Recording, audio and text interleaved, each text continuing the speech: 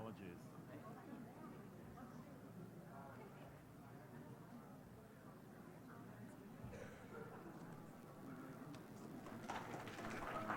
You can take it? Yeah, no problem.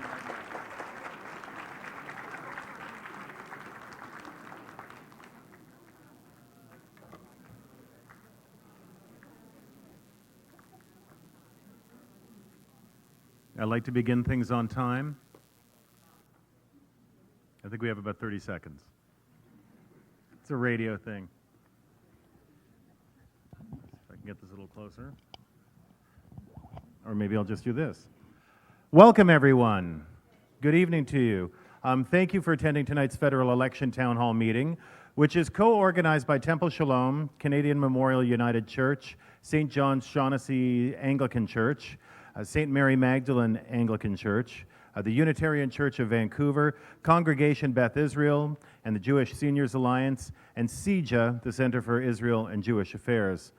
My name is Stephen Quinn. I'm the host of the early edition on CBC Radio 1, which is heard every weekday from 5 until 8:30.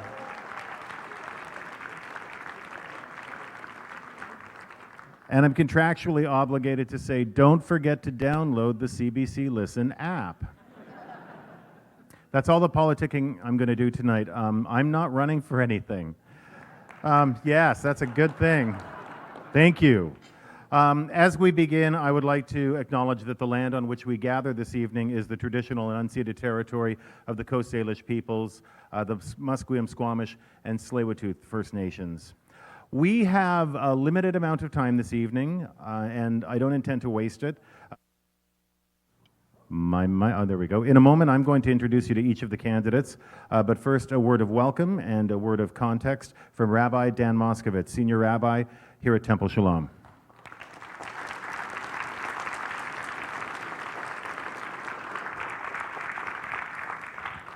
Thank you, Stephen. You all know that the Jewish high holidays ended yesterday, right? I think some of you stayed through. So, it's wonderful to welcome you to our congregation. A synagogue is called a Beit Knesset, a house of ingathering in Hebrew, and it's wonderful to be a house of gathering for our writing and for our community, and to partner with the other houses of worship in the writing to bring this to our community. As we gather here in this sanctuary, in this holy space, we acknowledge what took place in Halle, Germany yesterday, as Jews around the world gathered for our holiest of days, and as we know, in places and houses of worship around the world, where people of faith are assaulted and attacked in times violently. And so we think of that community and all the communities in the world, that we should live in a place that is more free, that is more safe, that is more understanding, that is more compassionate, that is more empathic. It's wonderful to be here tonight, and it's in that vein of compassion and empathy and understanding and patience with each other and tolerance with each other that I hope all of our candidates and all of us will conduct ourselves in this sacred space, in this house of prayer, in this house of gathering.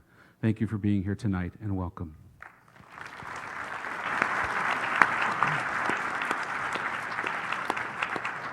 Thank you, Rabbi Moskovitz. Based on the geographical limits of this riding, the co-organizers of this town hall event chose to invite all of the candidates running for office in this riding. Now, members of the public were invited to submit questions to candidates in 5 major themes. Now, these questions were submitted up until October 3rd, and based on the topics, the co-organizers of the town hall have sorted through the questions, and 2 questions per theme were selected and will be posed to each candidate. Now, the themes are affordability, seniors, environment, anti-Semitism, hate crimes and racism, and the economy. And these themes were chosen based on the priorities established by the organizers. They're deemed important to the diverse communities that they serve. So each candidate will get 90 seconds, a minute and a half, to address each of the questions. A speaking order of the candidates was determined in a random draw that took place just a few minutes ago. We will rotate the order as we go through the round. We will work our way down for the first question. Now, this is meant to be, I will say this directly to the candidates, this is meant to be a discussion. We expect you to listen closely to the questions and to do your best to answer the question, as opposed to what we sometimes see in federal leaders' debates. This is not, in fact, a debate, so try to restrain yourselves. if at all possible. Just a little bit of housekeeping, by the way. Washrooms located just outside the sanctuary and down the hall, just over here to my left. And please note that refreshments will be available in the Sarah tent, which is a side room along the hallway once the town hall is over. Now, moving on to our candidates, please let me introduce them in the order they are seated. Talib Nur Mohammed is the federal Liberal candidate in the riding. Mr. Nur Mohammed. You went a different order than I had planned. Oh. That is entirely my fault. He looks different in real life. Talib Nur Mohammed is the federal Liberal candidate in the riding. Mr. Nur Mohammed is a dedicated community leader who has served at-risk youth while on the board for Covenant House. He's addressed the community's concerns regarding healthcare while a board member for the Lionsgate Hospital Foundation and currently serves as governor of the Confederation Center for the Arts. Please welcome Mr. Nur Mohammed.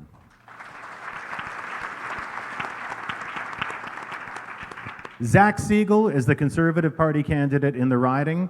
Mr. Siegel has worked for members of Parliament, the Minister of National Defence, and the Minister of Transport during the administration of Prime Minister Stephen Harper. Most recently, he has worked with the Canada Mortgage and Housing Corporation. Please welcome Zach Siegel.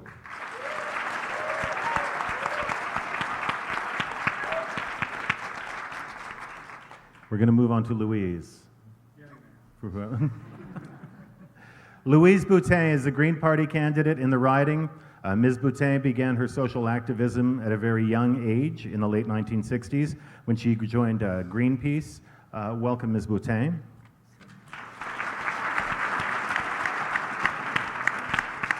She's also been a realtor with the Real Estate Board of Greater Vancouver for the last 11 years, and in her spare time, you will find her running, cycling, hiking, gardening, traveling, and going to every single public event our city offers. So there, that's Louise. Naomi Chosick is the People's Party of Canada candidate in the riding. Ms. Chosick was born in Vancouver to proud new Canadians from Poland. She majored in political science and international relations at UBC. Naomi is passionate about public service and volunteers as a support worker for people suffering from addiction and PTSD. Please welcome Naomi Chosick.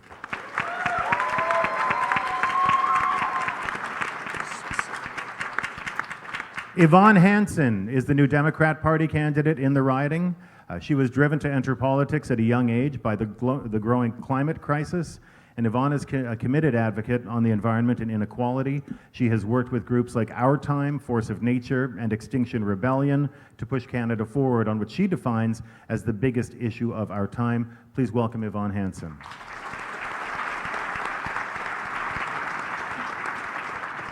And finally, Jody Wilson-Raybould is the Member of Parliament for Vancouver-Granville. She's the former Minister of Justice and Attorney General and Minister of Veterans Affairs Canada. Jody is a lawyer, an advocate, and a leader among British Columbia's First Nations. Please welcome Jody Wilson-Raybould.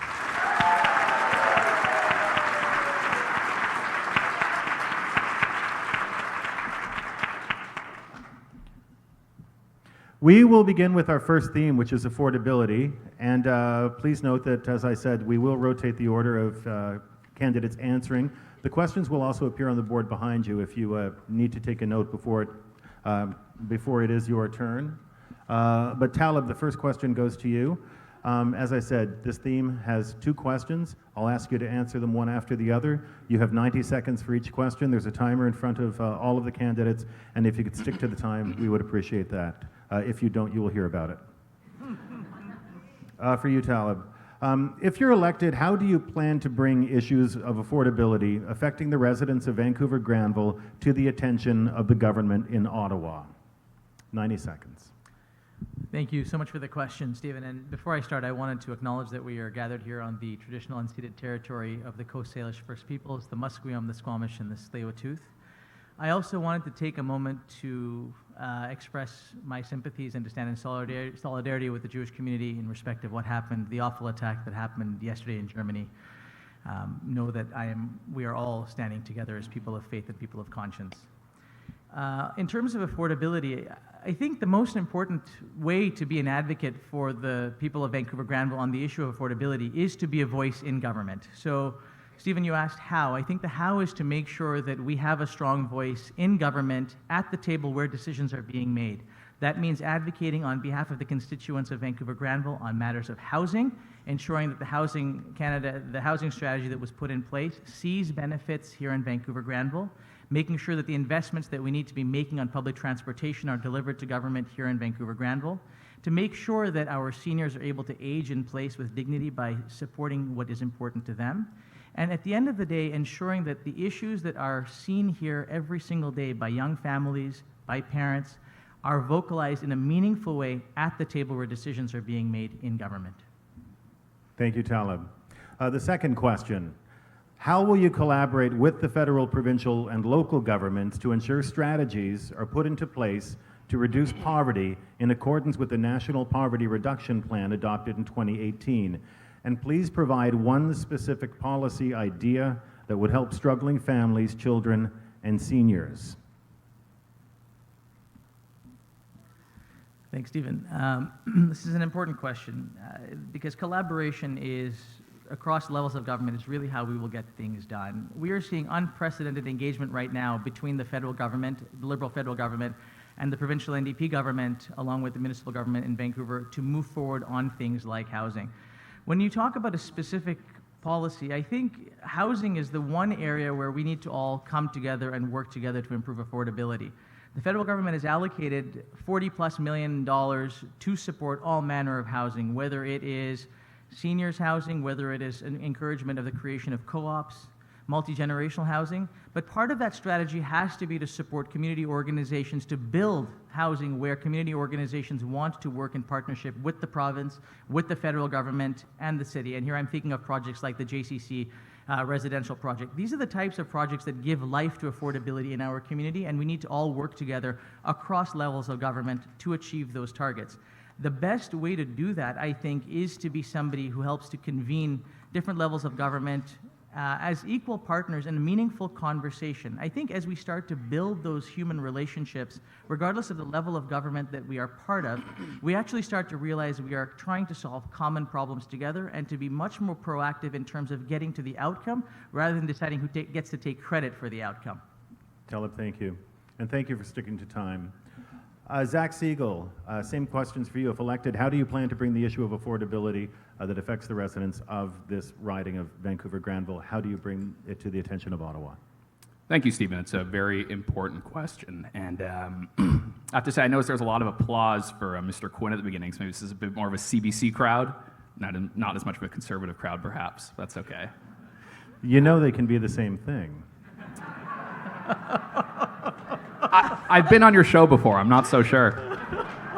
It's a big tent. Look, this is why I ran. In my background, one of my first jobs in my 20s, I worked for a member of parliament.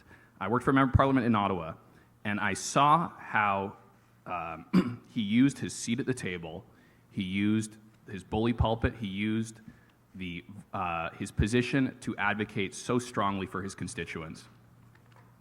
I saw how this member of parliament I worked for, when there was an issue in his riding, he was able to take it to caucus, speak to it, and force action on it. It's so important that a member of parliament has a seat at the table so those issues and concerns are heard at the highest levels.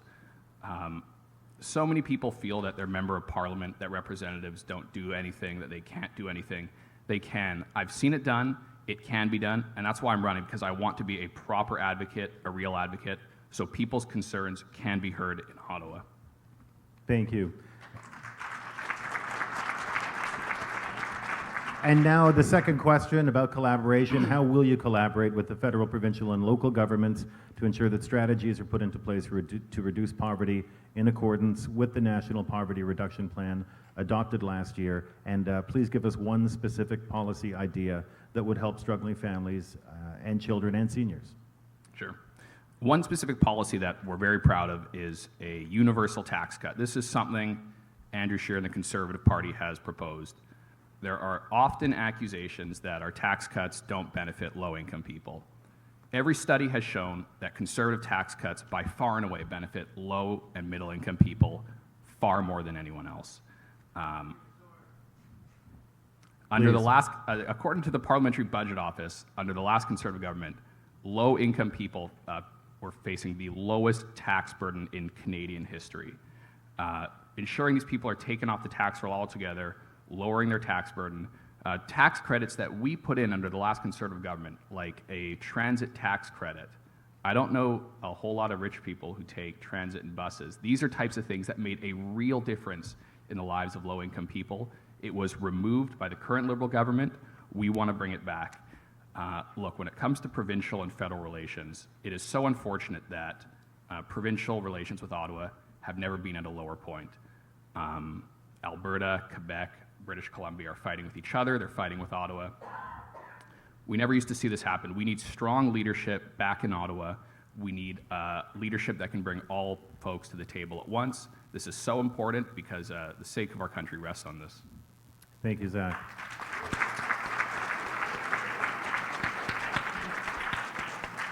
And Louise Boutin, the same questions for you. Do you need me to repeat the first one? Sure. Okay, so if you're elected, how do you plan to bring issues of affordability affecting the residents of Vancouver-Granville to the attention of the government in Ottawa?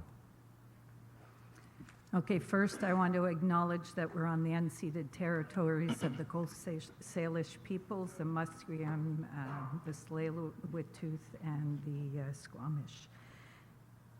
One of the big things that we're going to do, first of all, housing is a big issue in the riding, so we definitely need to focus on housing. And how we're going to do that is we're going to implement and use the CMHC that was established in the 70s that created all of the social housing we have here today. Unfortunately, it didn't continue, and what happened is now we have aging buildings that need to be retrofitted, but there's not the money to do it. So we want to reestablish that and create a housing committee that's going to focus on the task of working with federal, provincial, and municipal to create a faster throughway to get that done. All right, and on to the second question about collaboration. How will you collaborate with the federal, provincial, and local governments to ensure strategies are put into place to reduce poverty in accordance with the National Poverty Reduction Plan adopted last year? And please provide one specific policy idea that would help struggling families and children and seniors. So what the Green Party wants to do is to implement a guaranteed livable income.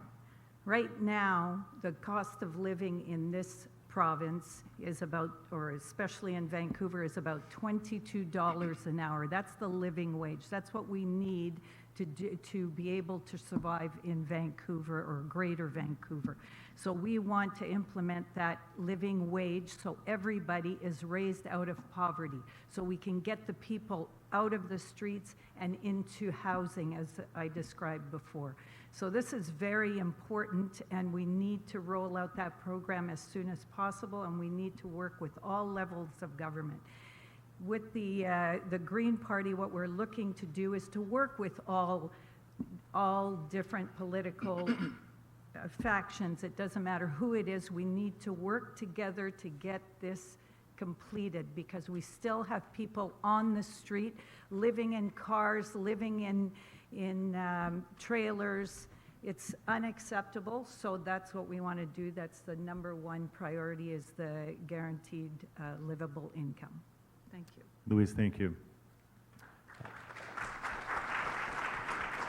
Moving on to Naomi from the People's Party of Canada. Again, the first question, if you're elected, how do you bring the issues of affordability affecting the residents of this riding to the attention of the government in Ottawa? Well, first, you need to vote somebody in who's going to care about you, not big government and their endeavors. And I believe that the power of the people is greater than the people in power. And that has to do with, that's the foundation of our party, is we believe in the people, not in big government. We want to help you to help yourself, to stop taking your taxes away. We want to reduce the tax structure to 2 classifications from 5. We want to end supply management on dairy, milk, or on dairy, on eggs and poultry, because that is a tax on the poor that's benefiting the rich.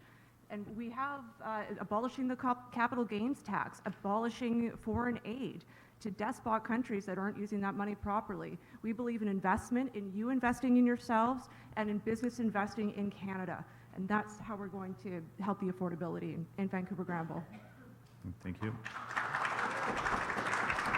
And the second question, how will you collaborate with the federal, provincial, and local governments to ensure that strategies are put into place to reduce poverty in accordance with the National Poverty Reduction Plan adopted in 2018? And please provide us with one specific policy idea that will reduce poverty for children and families and seniors. I can give you more than one. So I'll start with supply management. That will save, if you end the dairy cartel, you will save about $400 per family. That is costing, it's artificially raising the cost of dairy, eggs, and poultry. Those are all essential, pretty much essential items in anybody's kitchen. And then when you're changing the tax structure, so our tax structure, it's going to have, so up to $15,000, you pay no taxes. After that, up to $100,000, you pay 15%, and after $200,000, then you pay 25%. So what that's going to do is give an incentive to people to work. And when you have more of your money in your pockets, then you can afford more things. You can afford to go to buy the groceries that you need to get and to pay the rents, even if they are rising a little bit, you'll have that extra money in your pocket. And as for the reduction strategy now, another part of our policy is respecting provincial and municipal jurisdictions, and that is going to save a lot of money too. So the reason for federalism is that in a great region like Canada, you're going to have different social and cultural needs in British Columbia than you're going to have in Nova Scotia and in Nunavut. And we need to respect those jurisdictions of the provinces, and that way you're going to save money on bureaucracy and have more money for the provinces and cities to help you. Thank you, Naomi.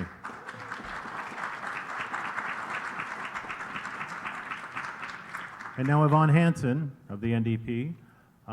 Again, the questions, if elected, how do you plan to bring the issue of affordability affecting the residents of this riding to the attention of the government in Ottawa? So I think a lot of the issues of affordability that residents in Vancouver-Granville face are issues that are across Canada, especially things like the housing crisis that's being experienced in Toronto just as much as it's being experienced here. So what we're going to do for the housing crisis is build 500,000 units of affordable housing across the country. We also want to have targeted funds and measures to ensure that new development is non-market, democratic, social housing, cooperatively owned housing, because the actual definition of affordable housing is not quite right for a lot of people. The next thing that we want to do, we want to be looking into childcare issues. So this is one that I hear again and again and again on the doorstep, is that people really want to return to work. In fact, there's 300,000 women across Canada who would return to work if they had childcare, but they don't. So they're stuck at home with their kids. Nobody wants to hang out with a bunch of 5-year-olds all day, every single day.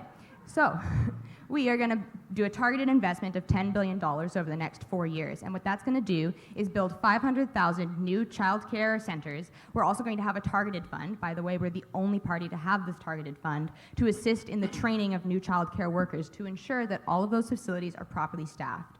We also want to be raising wages, expanding transit, making it free or available on a sliding scale, and investing in things like modular housing and alternative developments to help people who are coping with homelessness. As we know, homelessness cuts your lifespan in half, and we can't have that in Canada, can we? Thank you, Yvonne. And the second question, how do you collaborate with the federal, provincial, and local governments to ensure strategies are put into place to reduce poverty in accordance with the National Poverty Reduction Plan adopted in 2018? One specific policy idea that would help struggling families and children and seniors. Absolutely. So I did mention a few of them, and one that we're going to really have to be working with municipalities on is the building of 500,000 affordable housing units. We really want to make sure that those are truly affordable in every municipality that they're being built in.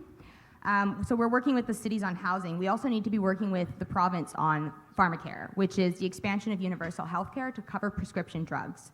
When you need a prescription drug and you have to pay out the nose for it, you can't afford it, so you go without it and you wind up in an ambulance where you get it for free. That is not something that is compatible with Canada's ethos of taking care of its citizens. If we truly want to be taking care of citizens, we need to be providing them with the things that they need to live. That includes pharmaceuticals, and we're going to be working with the province to develop a very robust pharmaceutical policy by 2022. Excluding dental, mental, and ear and optical care, those are all things that are also important. We want to be working with the provinces to ensure that those are available to people making below $70,000 a year, with the aim of eventually reaching out to make that part of the universal coverage. We're going to be working with the provinces on issues of education. So right now, the average person who has to take out a loan to go to school winds up with paying $10,000 more than the average person who doesn't. So what we're going to do is we're going to cap tuition prices, cap and reduce. We're going to freeze interest rates on student loans. 5 provinces have already done this to great success. We're going to make it a lot easier for people to go to school, and we're also going to be working towards making post-secondary education a part of our universal education system. Yvonne, that is time. Thank you. Yvonne Hansen.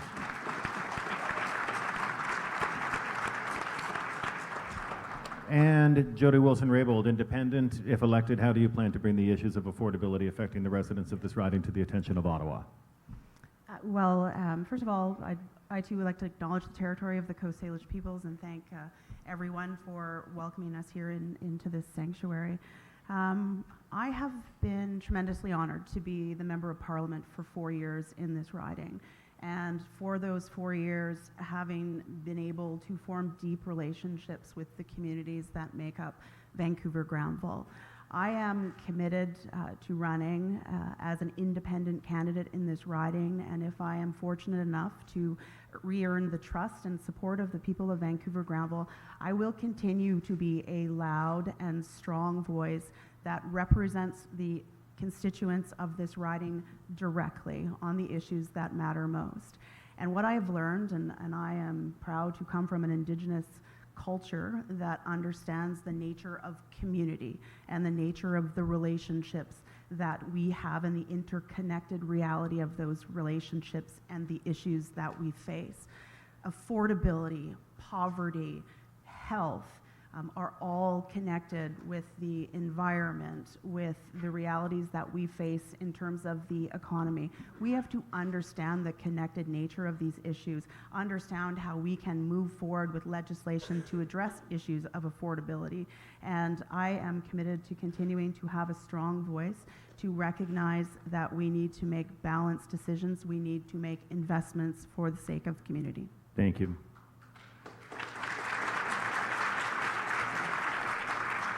And the second question on how do you collaborate with the federal, provincial, and local governments to ensure that strategies are put into place to reduce poverty in accordance with the National Poverty Reduction Plan adopted last year, and one specific policy idea that would help families and children and seniors? Well, again, this question is connected to the first question. We need to have more collaboration in Ottawa. We need to have more collaboration between and among the federal government, the provinces, and municipal governments. I am proud that we live in a federation, and we live in a cooperative federation that also includes Indigenous governments, and we have to work together. In Ottawa, we need to have less partisanship where we can focus on these important issues and build relationships between and among the provinces, territories, and other levels of government. I am committed to doing that. Long-term solutions come through collaboration. If we're talking about poverty reduction, we need to continue to move forward with the poverty reduction strategy. We need to understand and operationalize the definition of what poverty means. We need to set targets. One of the things that the previous government introduced by way of legislation was a bill that actually was to set a poverty market-based measure so we can understand what poverty means, so we can meet targets in terms of its reduction. We need to look at poverty, one, and address the symptoms of poverty, but we also have to get at the underlying root causes of why poverty exists in the first place. We need equality. We need inclusion. We need to eliminate loneliness and systemic barriers that exist within our institutions, including within legislation. Thank you.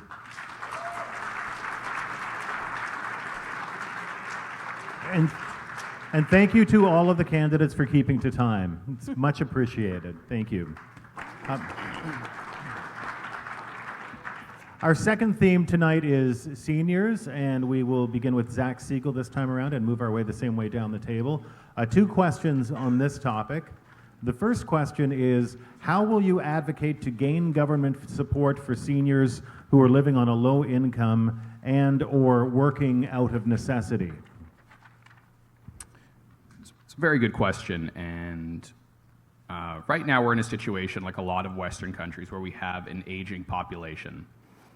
And Right now, already, provincial budgets are spending about 50% of their budget on healthcare, and this will continue to rise as our population continues to age. So what we need is a plan. Unfortunately, what we haven't seen from the federal government is a plan. Right now, the current deficit and debt spending from the Liberal government is putting essential services like public health care in jeopardy. If the deficit and debt spending continues on the path it's on, we'll be faced with two choices: tax hikes or cuts to essential services. Like I said, if we have an aging population that is going to continue to use our public health care system, we need to be prepared for it. On the issue of seniors who are forced to work, we're the only party who is talking about protecting the benefits seniors get by not clawing them back if they're forced to work. And in fact, we want to give a tax credit for that. Because the current economic environment we're in, because many seniors are working at an older age, we want to be able to protect that. And I'm proud to say we're the only party that's talking about how we can help seniors keep more money in their pocket if they do in fact decide to keep working. Thank you.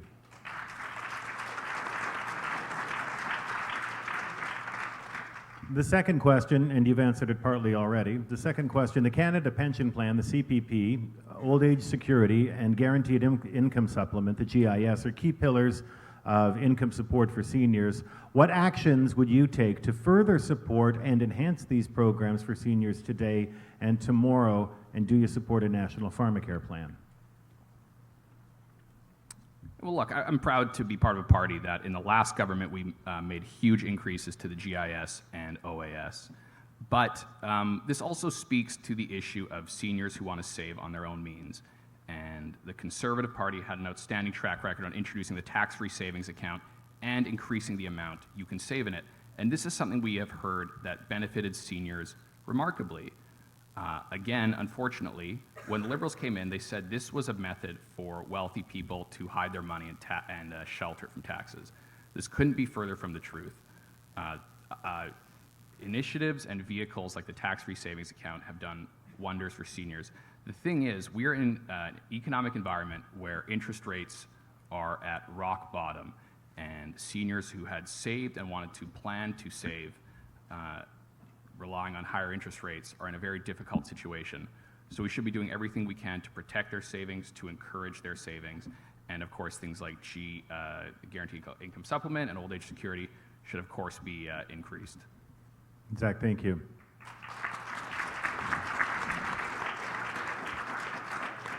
And now on to Louise Boutin with the same questions. The first question, how will you advocate to gain government support for seniors who are living on a low income and or working out of necessity?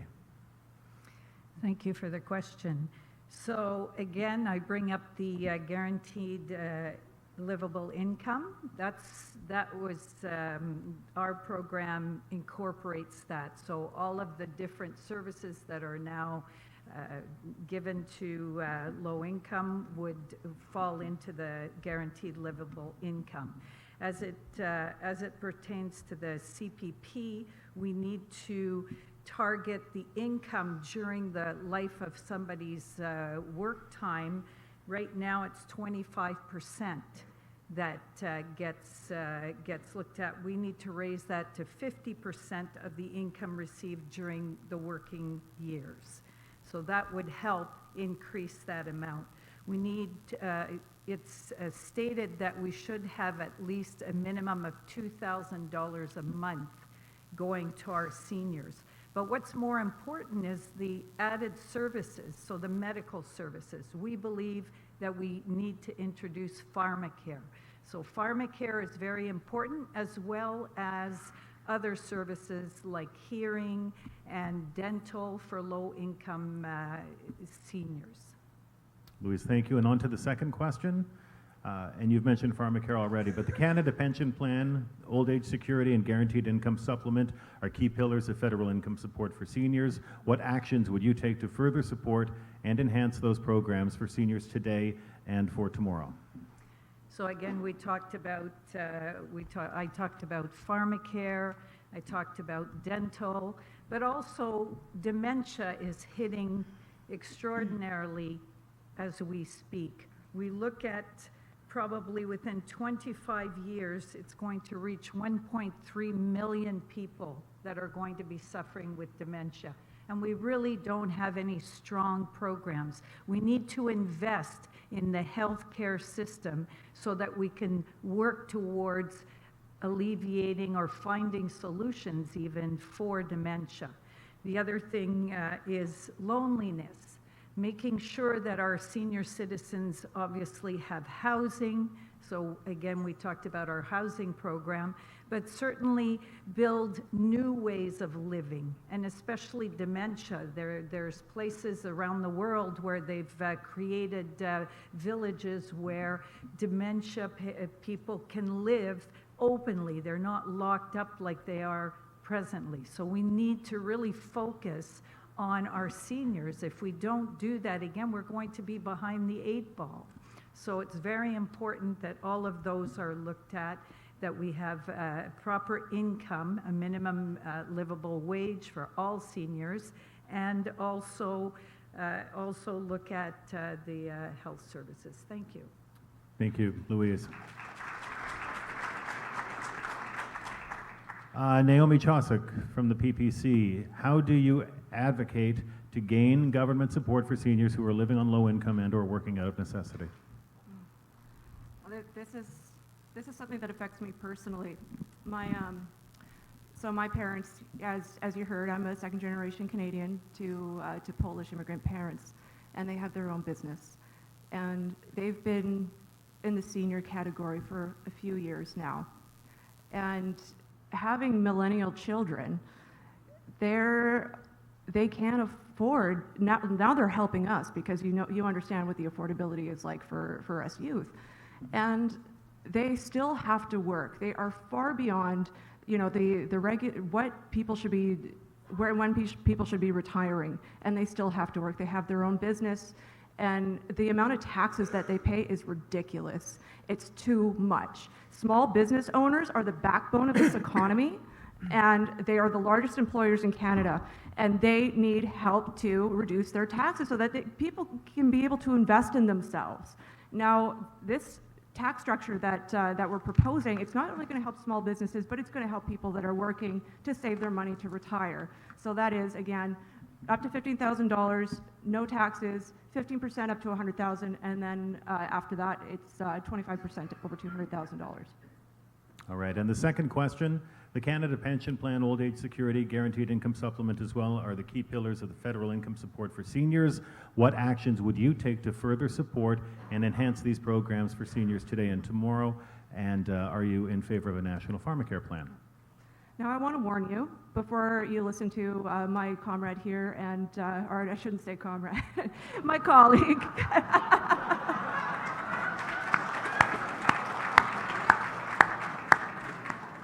Well, to that end,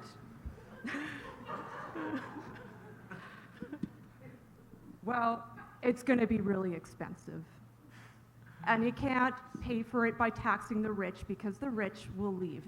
The guaranteed livable income is going to cost $60 billion. And that's going to add, we have $1 trillion in market debt right now, and we're paying $26 billion every year in interest. And that's only going to go up if you listen to any of these plans from my two friends here. And so, like, what's happening with the CPP, the OAS, and GIS, that's something that I noticed working in the constituency office for Vancouver-Granville, and I was so appalled that that wasn't taken seriously. There were less important things that were prioritized in that office than seniors coming in, losing their homes because they couldn't live off of the CPP, OAS, and GIS after they've been working their entire lives and paying their taxes into this. That is wrong. I will change that. Thank you, Naomi. And Yvonne Hansen, the NDP, how will you advocate to gain government support for seniors who are living on a low income and or still working out of necessity?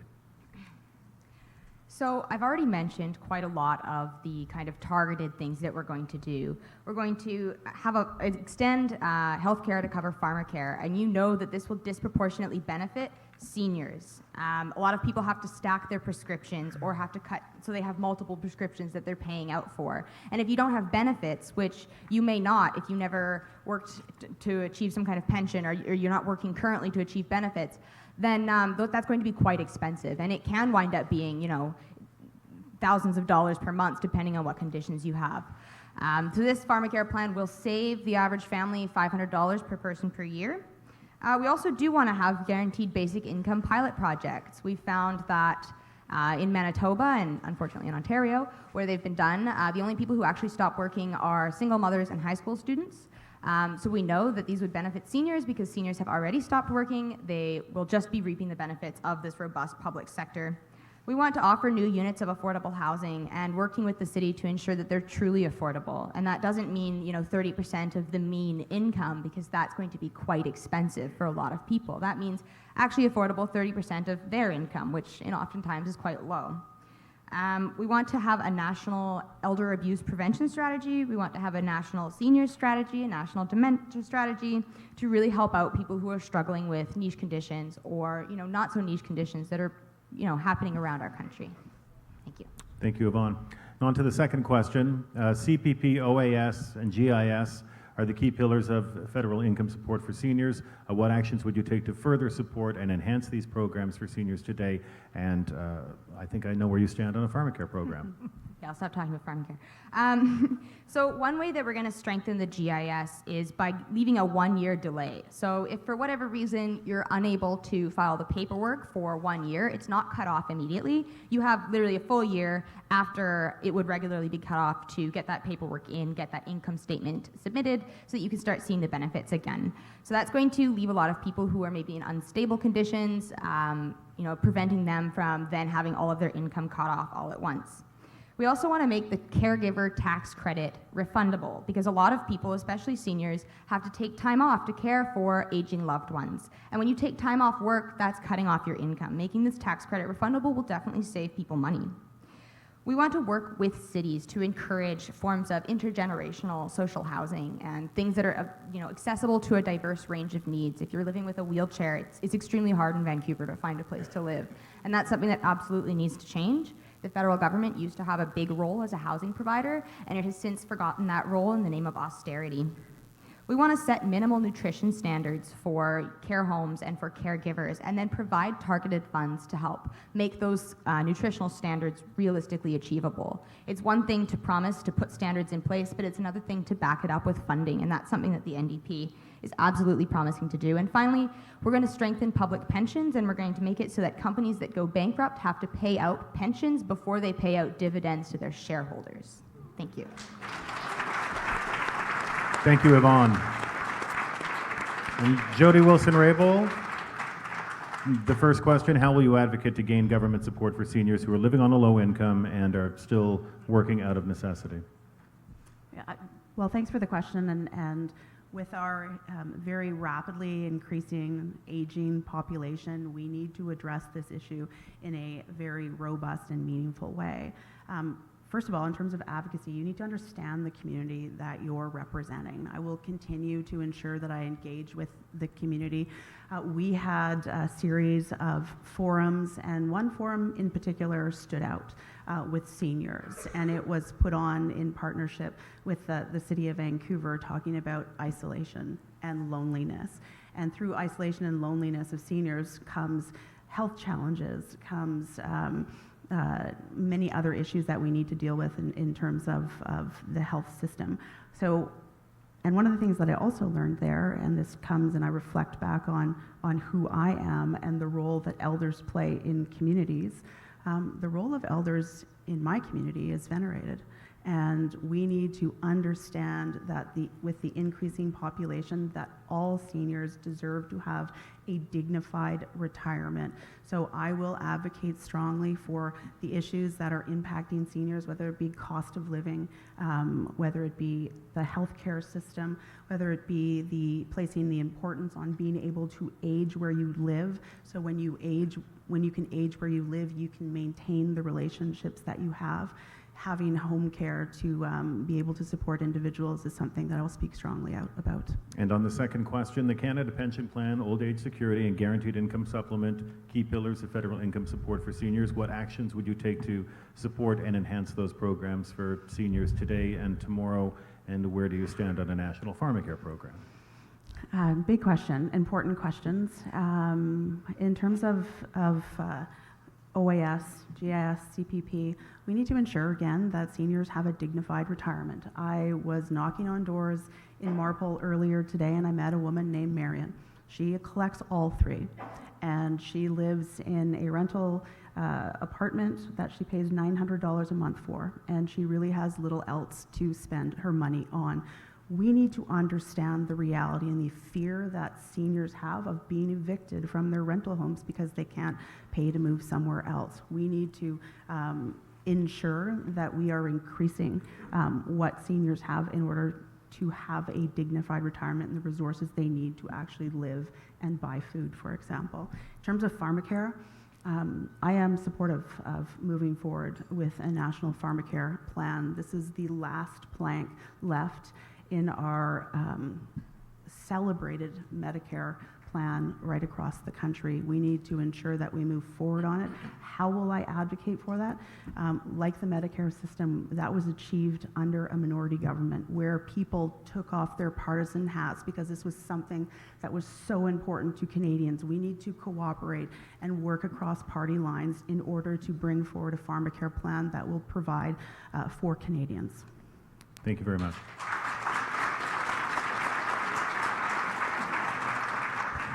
And over to Talib Nur Mohammed.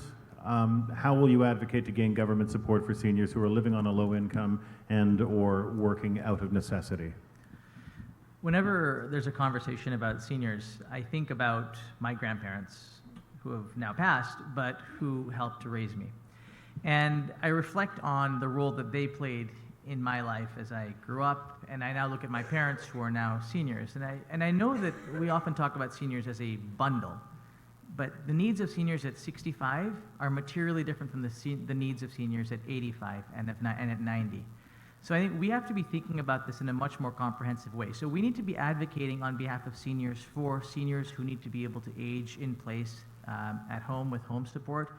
We need to be thinking about advocating for multi-generational housing. We need to be thinking about culturally appropriate housing so that communities can take care of seniors who are growing old with dignity without losing the things that keep them connected to faith, keep them connected to community. We need to be looking at making sure we continue to make the investments we've made in dementia care. These are the types of things that we can do to take care of seniors. And to people that say, look, we can't afford to do this, our seniors are the ones who helped to build this country. We can't afford not to. Because the cost of not taking care of seniors, of not making sure they have the medication, the housing, the care that they need, puts an economic burden on us, but the moral cost of doing that is an incredibly high one. Talib, thank you. And on to the second question. The Canada Pension Plan, OAS, and the GIS are all key pillars of federal income support for seniors. What actions would you take to further support and enhance these programs for seniors today and tomorrow? And I'll just throw in, do you support a national pharmacare program? So I'm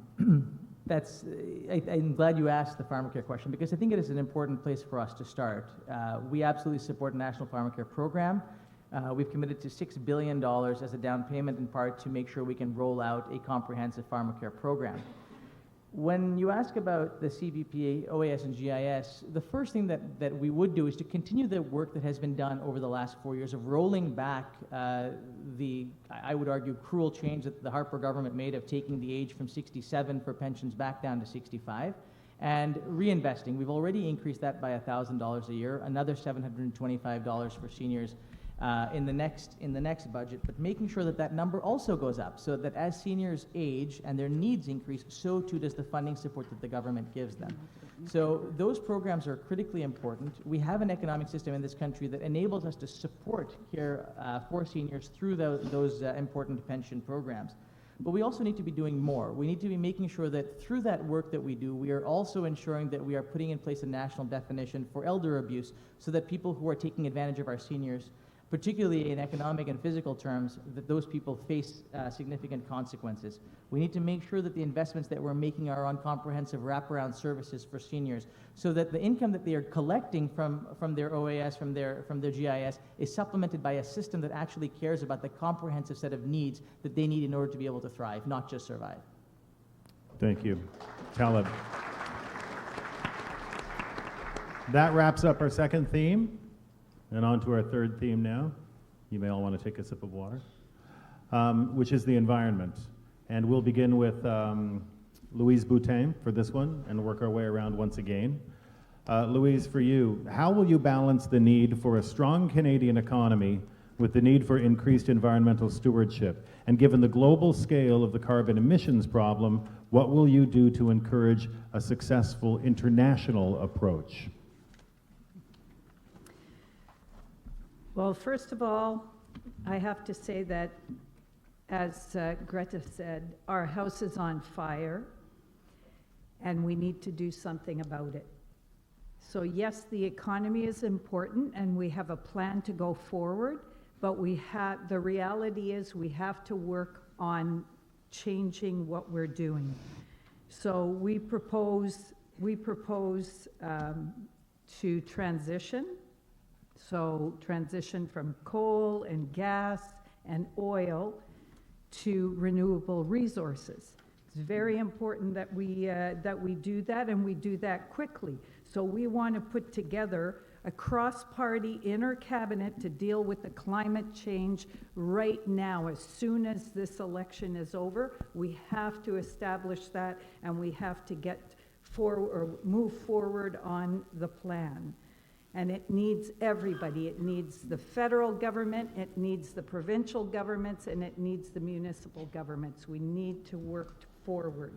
And our plan is to transition to an electricity and a renewable resource economy, which includes all creating a grid across the country from east to west, working on buildings, retrofitting buildings, transportation, changing the transportation model so it's also electric, and increasing. That is time. Thank you. Moving on to the second question. While much has been discussed regarding what individuals can do to combat climate change, corporations continue to receive exemptions regarding national and global pollution enforcement standards. In your opinion, what do you think the government needs to do to tighten corporate environmental protection practices and reduce the burden on the individual? Well, I think our corporations, first of all, have to be the first champions of the environment, because they're the biggest emitters, and not us with our cars and our plastics, as it were. So we want to take away all the subsidies to the large corporation and use that monies to go to develop all of and implement renewable resources. That means small industries and mid-sized industries that are now working on that have funding, because they're not getting subsidies. So we need to do that. They're actually selling their products to European countries and Far East countries because they are not getting those subsidies here, and they can't make the money on their products. So that's very important, because we need to cut emissions by 60% by 2030. So it's very important that we do that. And economically speaking, we're going to transition all of the workers and move them to that renewable energy sector. And there's so many jobs that we're talking about right now that a lot of people have transitioned to. So in all areas, in forestry, in mining, in technology. AI is moving forward faster than we can keep up. And that is So, time, Louise. Thank you. Thank you very much. Now to Naomi Chosick, and the first question was, how do you balance the need for a strong Canadian economy with the need for increased environmental stewardship? And given the global scale of the carbon emissions problem, what will you do to encourage a successful international approach? Well, I think that is a very important topic, and I'm glad that it acknowledges that this isn't just a Canadian issue, because Canada is not actually a major emitter. We're talking about countries like China and India. So when it comes to our economy and the environment, the best idea is to build a pipeline. Get the liquid natural gas to China. We have such high environmental standards here in Canada when it comes to taking care of these issues, and the oil sands. And the oil sands, when they're dried out, there's regulation to ensure that they rebuild them into an ecosystem that's better than what was there before. And I much prefer Albertan oil over Saudi oil. Our Saudi oil imports have increased by 60% under the Trudeau government. And that's a country with incredible human rights abuses, and it has abuse against women and horrible environmental standards. And you know what, China's environmental standards are not that great either. However, they are running on coal, they're very high emitters, and if we get our LNG to China, then we can help reduce emissions that way. So we can play an international role for the environment that way. Naomi, thank you. And the second question? While much has been discussed regarding what individuals can do to combat climate change, corporations continue to receive exemptions regarding national and global pollution enforcement standards. In your opinion, what do you think the government needs to do to tighten corporate environmental protection practices and reduce the burden on individuals? Well, I think that so first off, what I think needs to happen is that we have no subsidies from the government for any industry, whether that be oil and gas or whether that be in the green economy, and let the private sector do its work, which, you know, we had the electric car come from the private sector, so I think that it can manage. When we open up that free market, what they will do is they will act according to what people want, according to the demand. And from what I can see here in Vancouver-Granville, and it looks like that we have a very environmental crowd here tonight too, they will act on that, and they will act accordingly. But our government standards are very high as well, and I trust them. And I truly believe that right now we need to focus on reducing our carbon footprint by getting our own oil, using Albertan oil. The pipeline is the safest way to go as well. The Lac-Mégantic tragedy happened only 6 years ago, and the oil transport by train has increased, it's doubled since then. So the pipeline, it's cleaner, it's safer. The pipelines now are on the old technology. We need to get them on the new technology so that they're safer as well. Thank you, Naomi.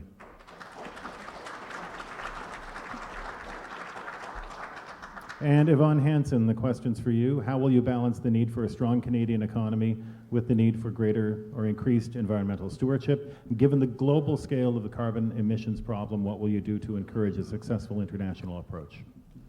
So I think the first thing we need to examine about this question is how the economy is defined. And it's defined by GDP. And GDP includes all of the profits that are going straight into the hands of billion-dollar industries like the fossil fuel industry and big agriculture and big pharma. So when we look at economic development, those are also kind of skewing the statistics that we're looking at. So one way to kind of step back on that and actually, so we need to be looking at the economy as being for the good of the people, as being a measure of how well off people in Canada are actually doing. And we need to be thinking about the things that actually make people better off. One of those things is having a future on this planet, which right now it's looking like my generation actually doesn't.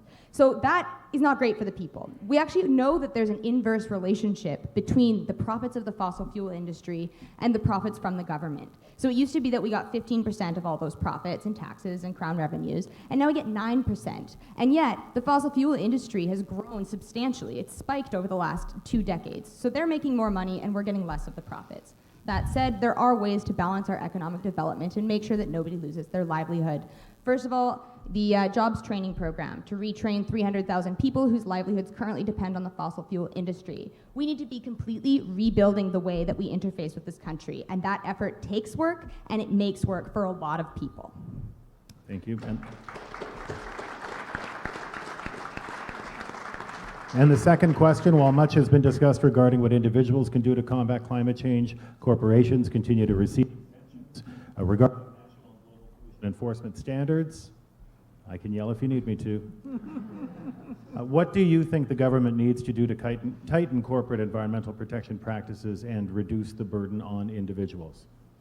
So the first thing we need to do is make them pay for the public cost that it takes to clean up after what they've been doing to the environment. So when tobacco companies were found to have been hiding studies that showed that tobacco causes cancer, they were forced to pay for the public health costs of that crisis that they had caused, of all of those deaths that they had caused. We need to hold our largest polluters in Canada to the same standard. We need to make them pay to clean up their mess, because that's what we are doing.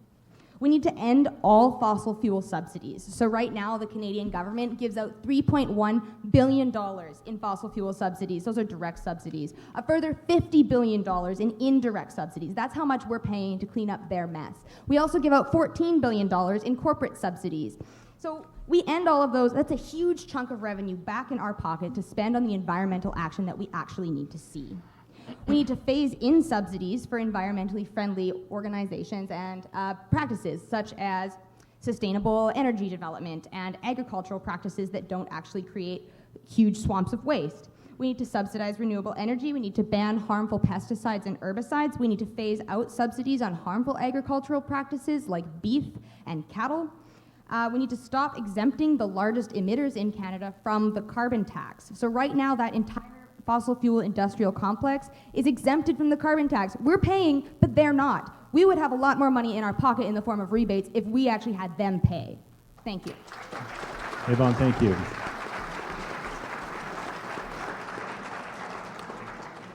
To Jody Wilson-Raybould, how do you balance the need for a strong Canadian economy with the need for increased environmental stewardship? And given the global scale of the carbon emissions problem, what do you do to encourage a successful international approach?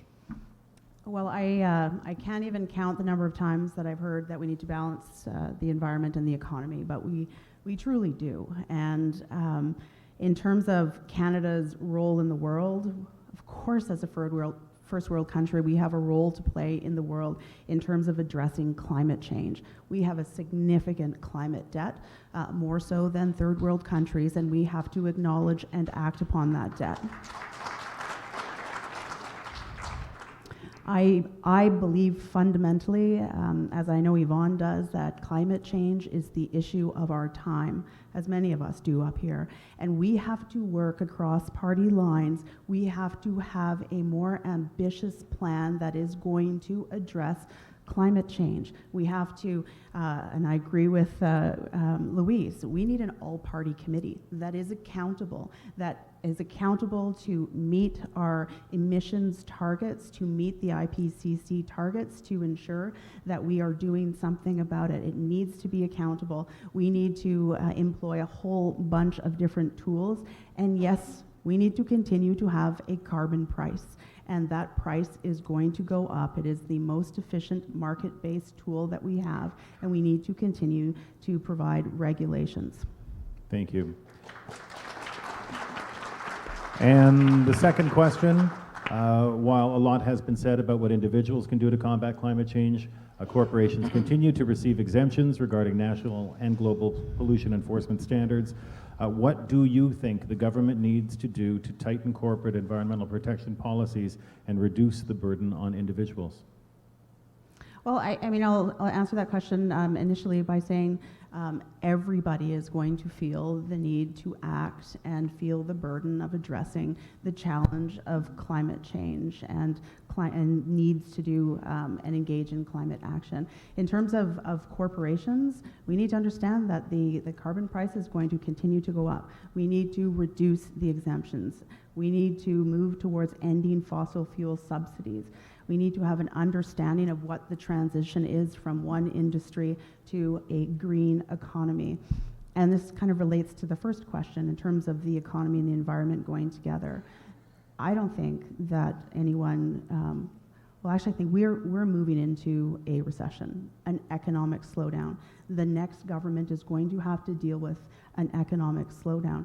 There is a huge opportunity there to move into a green economy, to pursue innovation, to invest in that innovation, to incentivize corporations to actually meet emissions targets.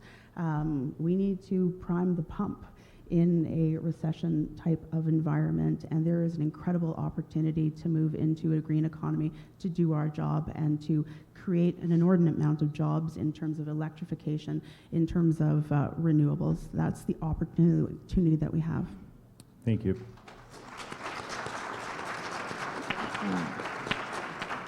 Now to Talib Nur Mohammed, how will you balance the need for a strong Canadian economy with the need for increased environmental stewardship, given the global scale of the carbon emissions problem?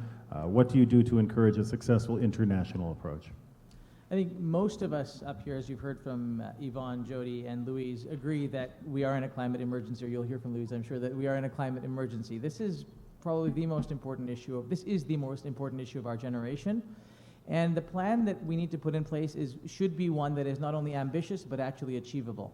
So, it really does boil down to the things that are important. We have to achieve our IPCC target of being at net zero by 2050. That's part of the plan that we've put forward. We have to have the most aggressive oceans protection strategy in the history of this country, which we now have. We have to put a ban on single-use plastics. We have to make sure that we are transitioning in a robust, comprehensive way our economy away from fossil fuels, and making sure that the people that are affected by that transition are able to be retrained and have the jobs that they need. In order to be a global leader, you have to learn from best practice. So we have to be looking at what has worked in other parts of the world to ensure that we are learning from the successes and failures of others around the world to be those global leaders.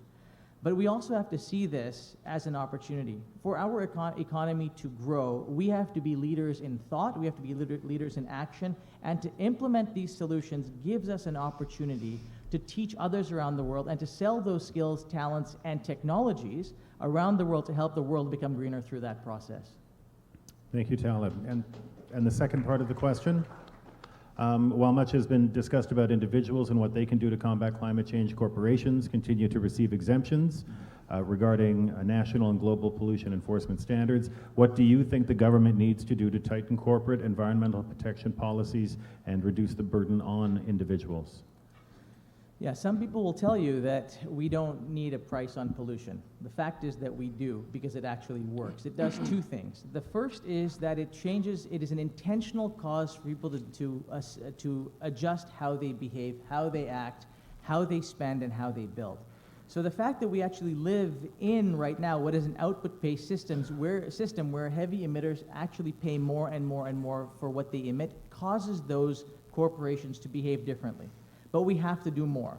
We have to actively incentivize these corporations to move away from the use of fossil fuels, to move to cleaner practices in construction, to move to cleaner practices in manufacturing, to continue the move away from things like coal in the way in which they power things, and perhaps most importantly, to give them not the comfort, but I would say give them the opportunity to be successful in Canada in a just right approach. You can't shut things down tomorrow and say we're going to put in the most aggressive standards without consequences today and expect people to stick around in this country and do business, but you also can't say we're going to not do anything. We have to have a measured, thoughtful approach to ensuring that corporate Canada adjusts quickly, adjusts meaningfully, with a carrot and stick approach, but the stick needs to be clear, and it needs to be one that is active in a way that forces corporations to make meaningful decisions through opportunity, and that shows them that by acting appropriately and acting responsibly, there is actually economic gain for them and their workers. Time is up. Thank you.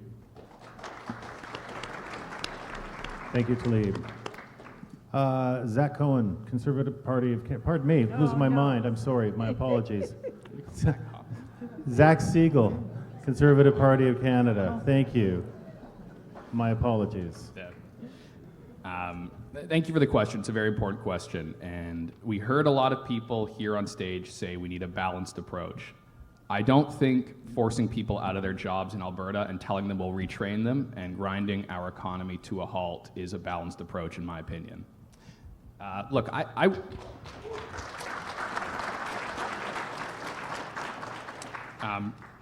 worked at Transport Canada in the aftermath of the Lac-Mégantic rail incident, and this was when a train carrying oil derailed in a small town in Quebec and decimated it. The fact of the matter is the world wants Canadian oil, and if they want it, it should come from Canada, and if it doesn't come from pipeline, it'll come by rail, and that is far more dangerous. Look, the plan that we heard on the stage that I think everyone seems to support is the carbon tax. The fact of the matter is, government records show the carbon tax is not working. We've had one in British Columbia, and emissions have risen. So we're faced with a choice. Either we keep it and it doesn't work, and we saddle the average commuter with higher gas prices and higher groceries, or, as was indicated already, they're going to raise it.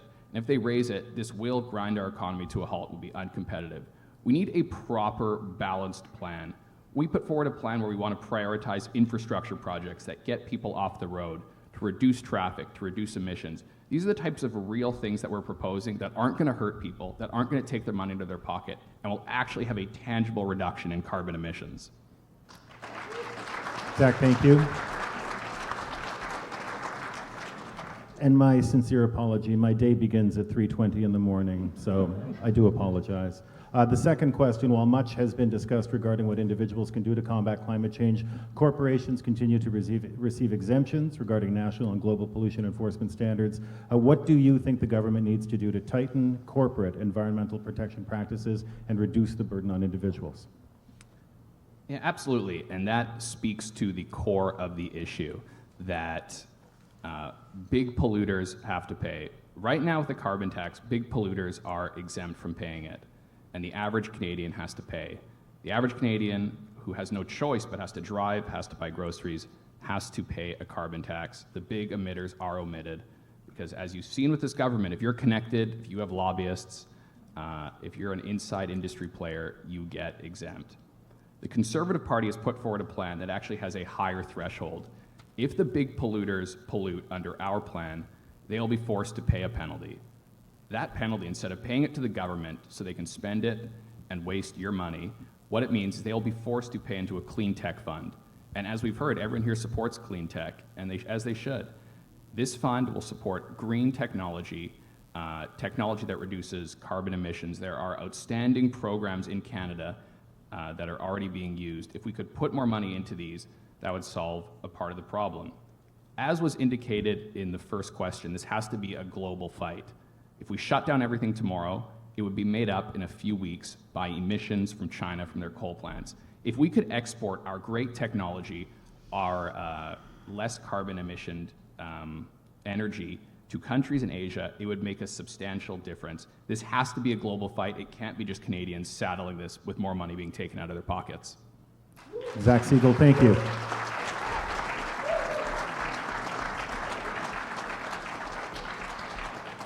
On to our fourth theme, and we will begin with Naomi Chosick for this one, and again work our way around the table.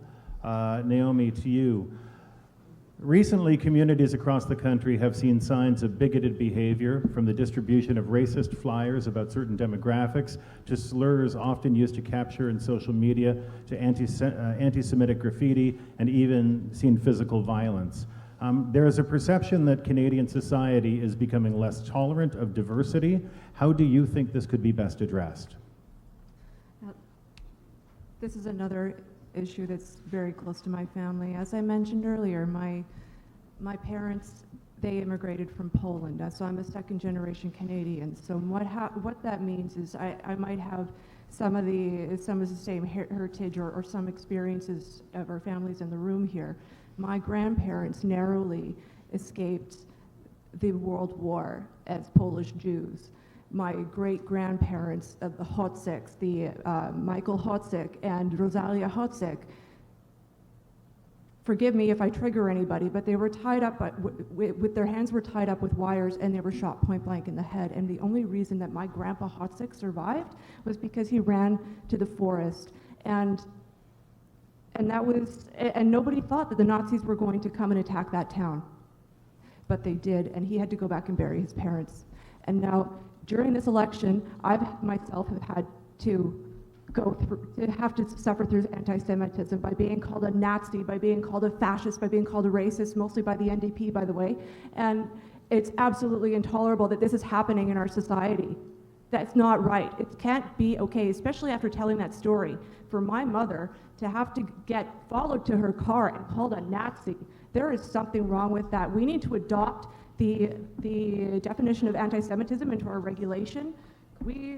There's a lot that needs to be done around that issue, for sure. Naomi, thank you.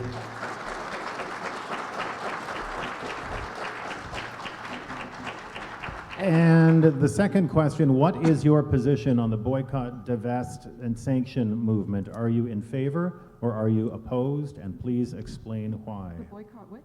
Boycott, divest, and sanction movement, BDS? Where sanctions and penalties against deals. Yeah. Oh my goodness, no, I support Israel wholeheartedly. I do not support a boycott of Israel by any means, no.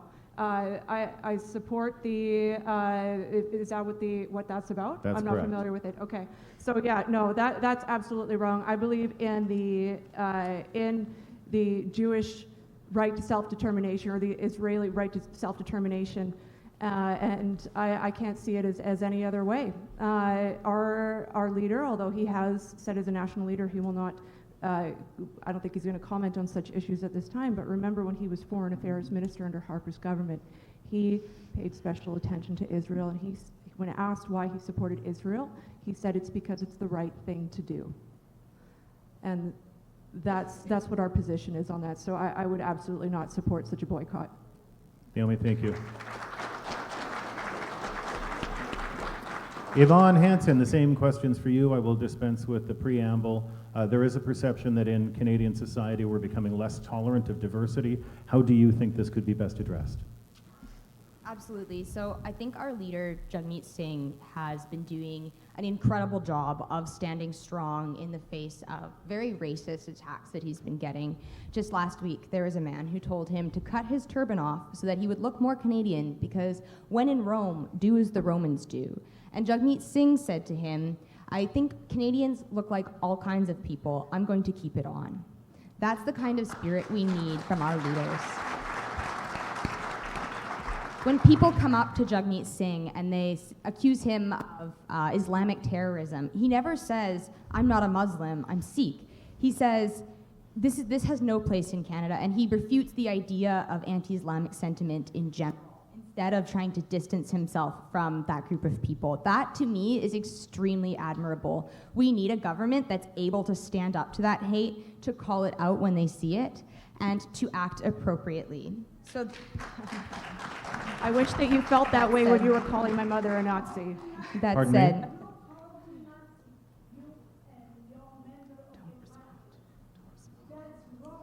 anyway, so Sorry. we want a targeted fund for promoting diversity in the RCMP, in our schools. We want to be welcoming immigration, greater forms of immigration, refugees, especially as the climate crisis pushes more people into Canada, because we have such a valuable resource here to host people. We are a great country. We can host great people. That is time on the first part of that question. Thank you. And your position on the boycott, divest, and sanction movement, are you in favor? Are you opposed? And please explain why. So that's an incredibly nuanced question, and it's really hard for me to answer just kind of out of the blue. I would say, Please be respectful. Thank you. okay, I'll tell you what.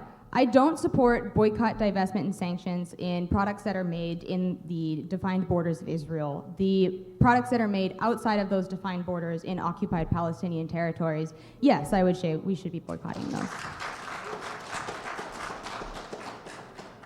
Good. All right. And moving on to Jody Wilson-Raybould with the same questions. You're finished there, Yvonne? Thank you. I'm finished. Thank you. To Jody Wilson-Raybould with the same questions. There's a perception that Canadian society is becoming less tolerant of diversity. How do you best address this? I think this is a really important question, and it goes to what the rabbi said when he opened up this meeting. It goes to and it's not perception. There is an increase in terms of hate crimes, in terms of anti-Semitism, Islamophobia. What do we need to do to address it? We all need to call it out. It is not acceptable. Diversity is something that has built this country, has made this country great, and whenever we see intolerance, racism, discrimination, we have to shout and say it is not acceptable. One of the amazing things about Canada, about this community, the Jewish community, and many other communities, is that we need to ensure that we know who we are confident in our identity, that we help each other, that we help those in need, and that we approach inclusivity and equality in a way that is embracing people with, hope doesn't sound corny, with love in our hearts. We need to be confident that all of the communities that exist within our broader community have the ability to be who they are. And when somebody is inhibited from being who they are or playing the role in their community, we need to make sure that we stop that, because to inhibit somebody's role is to diminish the value of the community. Thank you. And to the second question, your position on the boycott, divest, and sanction movement: in favor, opposed, and please explain why. I am opposed to the BDS movement. This has been a discussion that we have had in the previous parliament. There was a vote on this. I believe fundamentally in the self-determination of the state of Israel, the ability to pursue their economy and to engage on the world stage. Likewise, and it boils down to the issue around supporting a two-state solution, having meaningful discussions, but no, I am opposed to the BDS movement. All right, thank you, Jody. Talib Nur Mohammed, the perception that Canadian society is becoming less tolerant of diversity, how do you think that could be best addressed? Well, I can tell you firsthand that that is something that I think we need to be spending a heck of a lot more time on. Somebody walked into my campaign office today, said to me, "What are you going to do about all the Muslims like you who want to kill us?" True story. And so I think we have a lot of work to do. And I think we have a lot of work to do because all of us, except for the indigenous people of this country, all of us have come here from somewhere else. My parents came escaping division and hatred in East Africa to come to Canada to build a new life. All of us have experienced in many ways this in different parts of our lives. And so it isn't often easy to be comfortable in who we are when the world around you is telling you that you are less. So I think we have a lot of work to do in working together, in working across communities to learn from each other, to learn from the experiences of one another, to try and solve problems together, to look at the common issues that we are facing, and to spend the time and the effort to get to know one another. In my faith, there is a saying that God made us all from a single soul. So I think that for all of us to reflect on that, whether we are people of faith or not, to understand what that means, that we all share a common humanity, and the work that has to be done cannot necessarily just be imposed by government. It has to come from citizens. But where government must play a role is in combating hate online and making sure there are penalties for people that are misbehaving online, to make sure that we are comprehensive in our approach to anti-Semitism and Islamophobia, to make sure that we are requiring platforms and social media to remove hateful content from it, and to make sure we are doing it in a way that protects our communities. And that is time. Thank you.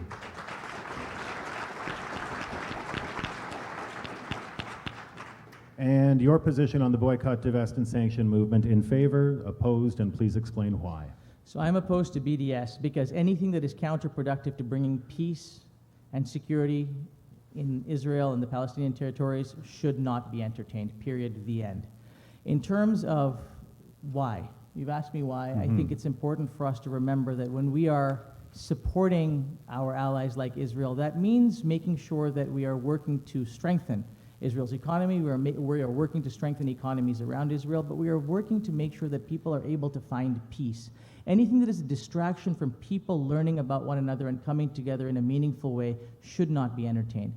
I spent a summer right after Yitzhak Rabin was assassinated, working on a program to bring together Arab and Israeli youth, Israeli and Palestinian kids, who had experienced grief and loss. And the lesson that I learned from that experience is that what those kids shared was far more substantial than what divided them. What they shared was a desire to learn. What they shared was a desire to be safe. What they shared was a desire to play. And so anything that we do, whether it is BDS or unfairly targeting Israel when something goes wrong in the world, does not help the cause of peace, has no place in the way we should be doing things. We should be doing everything we can to make it possible for people to find common ground and come together to build peace.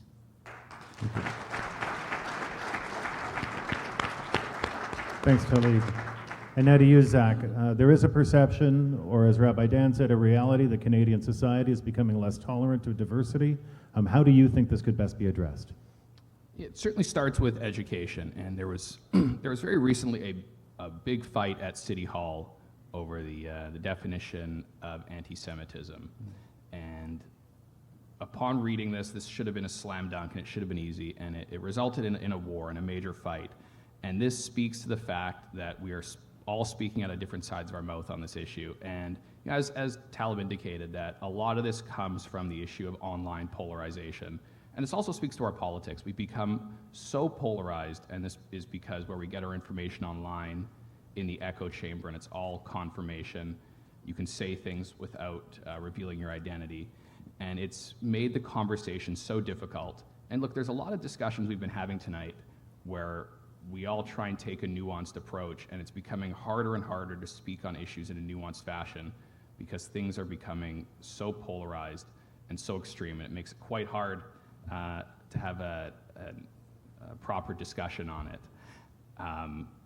Education, combating online extremism are two key ways that we can really address this, but we must find a way as a society when we speak on issues to try and find more nuanced ways rather than becoming so polarized, because it allows people on the fringes to take the control and hostage of the situation.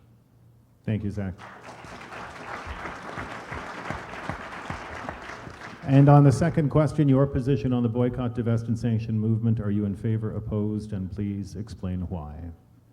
Yeah, I'm opposed. And look, under the last Conservative government, Stephen Harper took a position on Israel where he said that the singling out of Israel, the demonization, the delegitimization. Lost a mic. Thanks. There's a spirit of cooperation right there. Right, yeah. Continue. The demonization, the delegitimization, and the double standard against Israel was anti-Semitism. The way Israel was singled out on the world stage and is singled out on the world stage is anti-Semitism. And he was one of the first leaders in the Western world to proudly and full-throatedly acknowledge that.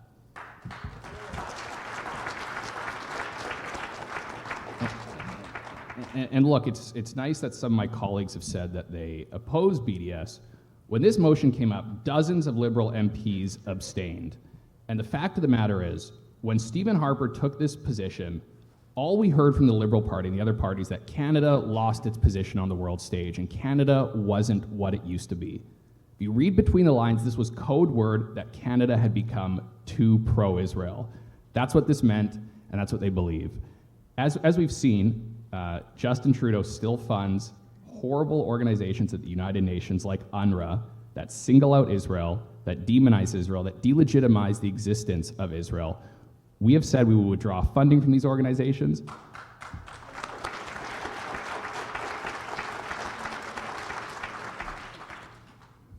Thank you. I was going to give you an extra 10 seconds because of the microphone problem. You're good? Yeah, look this whole question, my best one. Look, we have said we would withdraw funding. We would no longer abstain at key votes at the UN. We would take a strong stance once again. I think a lot of Canadians respect this, not just Jewish Canadians. A lot of Canadians want to see us stand strong on the world stage and not try and covet for UN Security Council seats. And that was 13 seconds. Thank you. Louise Boutin. Question one, if there is a perception or a reality that Canadian society is becoming less tolerant of diversity, how do you think this could best be addressed? I firmly believe that that is the case, and it's getting worse and worse with the extreme right. We just saw that in Hamilton with, with the right and left fighting. I mean, they're fist fighting, they're hitting each other. It's gone way, way too far. We need to tone the rhetoric down. We need to be a more compassionate society. And there's also the Indigenous, the murdered and missing Indigenous women that we haven't addressed. I mean, it's a horrible state of affairs when women are afraid to go out, that get attacked for none other than being who they are. So that's really not acceptable. It's the same with the LGBTQ plus community. I mean, there's fear there. They're always fighting, one step forward, two step behind. Same like in the feminist society. It's the same thing. In obviously what's happening lately with the Muslims and the Israelis being attacked in their places of worship. This is unacceptable. We need to put forward many-pronged approach to this issue. All right, thank you. And on the second question, what is your position on boycott, divest, and sanction? Are you in favor? Are you opposed? And please explain why. So this was a huge debate in the Green Party caucus and in the general membership. There was huge left and right, what to do. And Elizabeth May came out strongly and said there is no way she was going to step down if the party voted in favor of that. So we ended up, and I agree that we were definitely against that. And the reason we are is the Green Party believes in peaceful resolution to situations. And I've been praying all my life that there's a resolution between the Israelis and the Palestinians. And I hope in my lifetime that happens, because it's so important to create a peaceful environment around the world. And this is one area that we've been working on and still don't have a resolution. Thank you. Louise, thank you. And now on to our fifth and final theme for the evening, the economy. I have a couple of long-winded questions here, and we will begin with Yvonne Hansen. As of January 2019, according to StatsCan, the unemployment rate for Canada is 5.8%. What do you think the government needs to do to lower the unemployment rate so that more Canadians can find fair-paying jobs? Absolutely. So the first bit is to invest in a robust public sector. We know that public sector employment, it's more likely to be unionized, it pays 10 to 15% better, and we're going to do that through the jobs retraining program that I already mentioned. That's 300,000 workers in the fossil fuel industry. They're going to need jobs outside of the fossil fuel industry if we don't want to bring our economy to a grinding halt, and so we're going to retrain them to be appropriate for those jobs. The next bit is also childcare workers and our early childcare educators. We have a provision in our platform to be educating a new generation of childcare workers so that people can get back to work, people who are suffering at home with 3 children who they can't afford to put through childcare, put them back to work, and also put the childcare workers to work. Another one that I mentioned before as well was the plan to make it easier to go to post-secondary education. Our society right now really requires that people be educated in post-secondary in order to have good jobs. So we want to make those good jobs available to everybody. We want to put a price cap on tuitions. We want to work towards making tuition covered by our education system. And we want to be making it so that no student loans have interest rates across the country. All right, Yvonne, thank you. The second question, recently prominent entrepreneurs like Elon Musk and Mark Zuckerberg have raised the prospect that in the next decade, a new wave of automation associated with AI will result in mass unemployment as automated robots can do anything that a human being can do, only more efficiently. Do you agree with this assessment, and how do you make sure that the Canadian economy and the labor market are prepared to confront it? Absolutely. I think the rise of automation will be putting a lot of people out of work. And in order to deal with this problem, we need to kind of readdress what we mean by work. And right now it means you go to a place and you do a job and then you get paid by an employer and you come home. And it will put that kind of work, it will eliminate that kind of work, or at least reduce it. So what we need to be looking at is A, how to take care of people if the work that they do on their own time doesn't produce an income. B, how to make it easier for people to work on their own time. And C, investing in leisure and the products of human leisure, because we know that when people have time that they can just, they don't have to worry about getting up to work in the morning, they don't have to worry about making rent at the end of the month, they do amazing things, and amazing artistic achievements are made in that time, amazing cultural achievements are made in that time. And so we really have the chance to provoke a second renaissance of human thought with this automation. We just need to work with it instead of against it. Thank you. All right, thank you, Yvonne. To Jody Wilson-Raybould, StatsCan says the unemployment rate for Canada as of January of this year was 5.8%. What do you think the government needs to do to lower that unemployment rate so that more Canadians can find fair-paying jobs? Well, the unemployment rate is low, but we need to make sure that we are providing opportunities to every individual every individual Canadian. And there are many tools that the federal government can use to ensure that there are more well-paid jobs in the public service, but can also invest in privately invest in terms of small and medium-sized businesses, providing incentives for small and medium-sized businesses, tax incentives, looking towards bigger corporations to pay a little bit more tax because they have a little bit of a bigger profit margin. As was said earlier today by somebody, in terms of small businesses, they are the engine of our economy, and we need to ensure that those small businesses can hire more individuals. But broadly speaking, looking at equal opportunity for everyone to get training, to get job skills, to go to university. It should be an opportunity for everyone if they have a desire to go to university or some form of post-secondary education, that they can do that.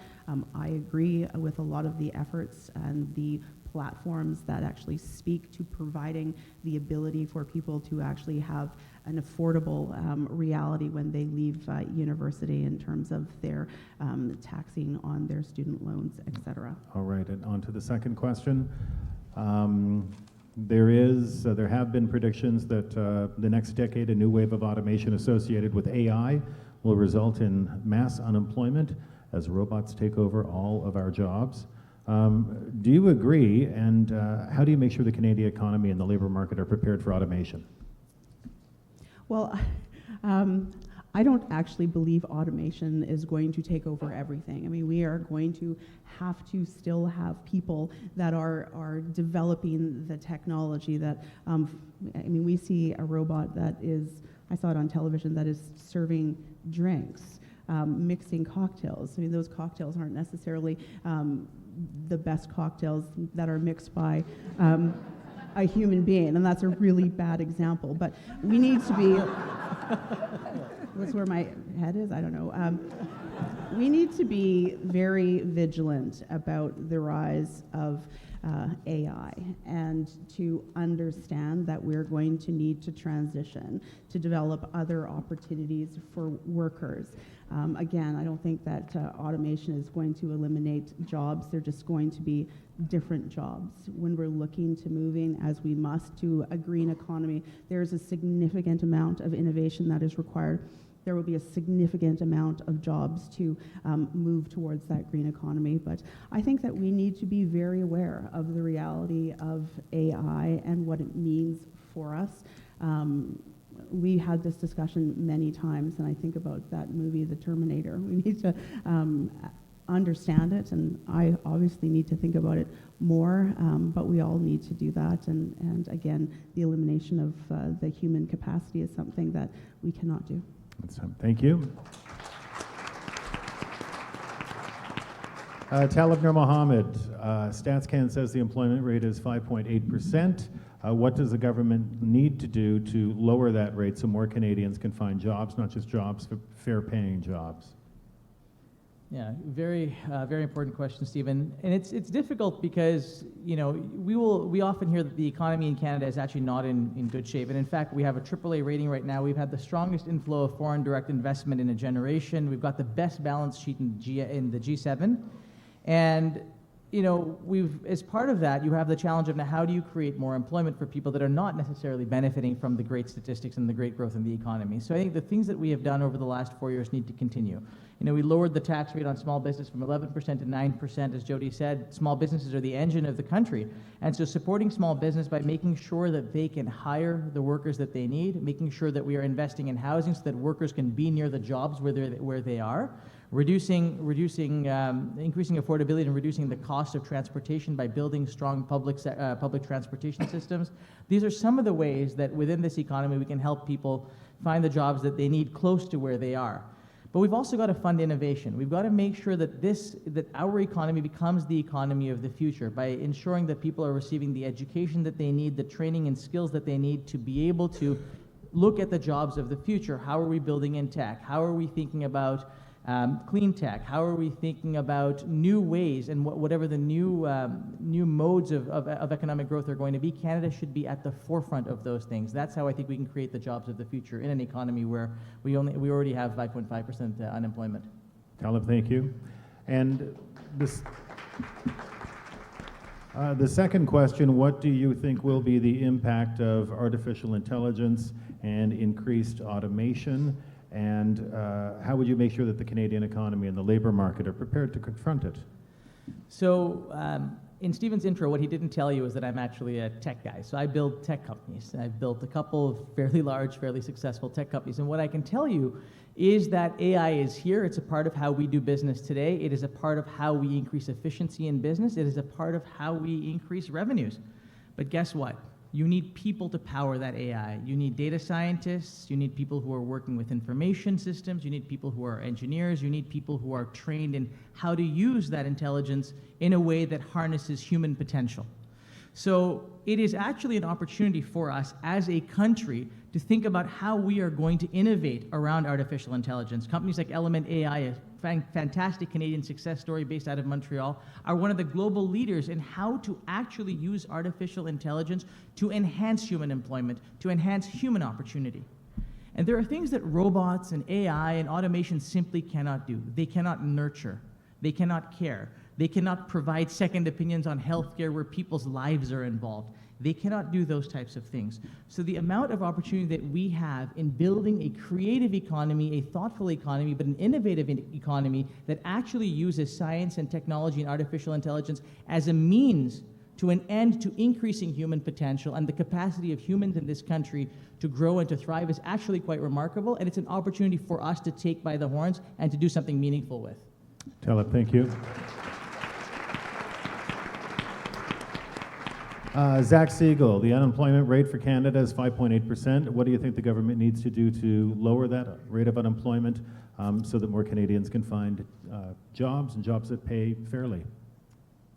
Very important question and very relevant for... My apologies. This makes it harder to go after the Liberals when he's so nice. It's okay.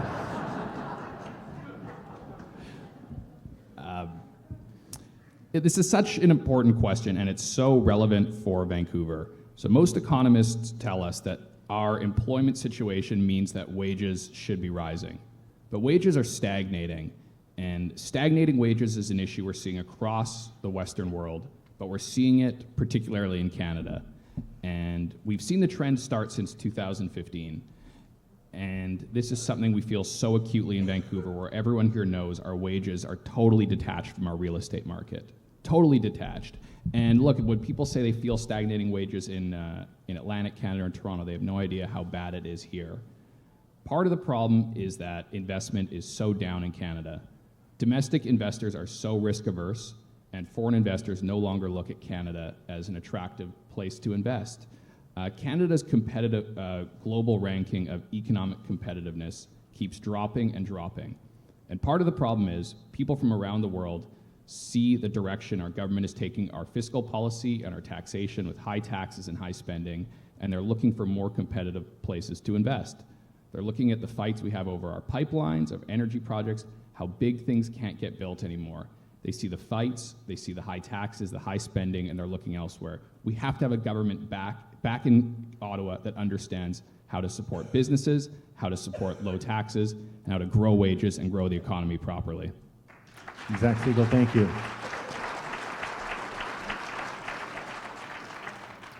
How do you prepare for the oncoming wave of artificial intelligence and automation, and how do you make sure that the Canadian economy and that the labor market is prepared?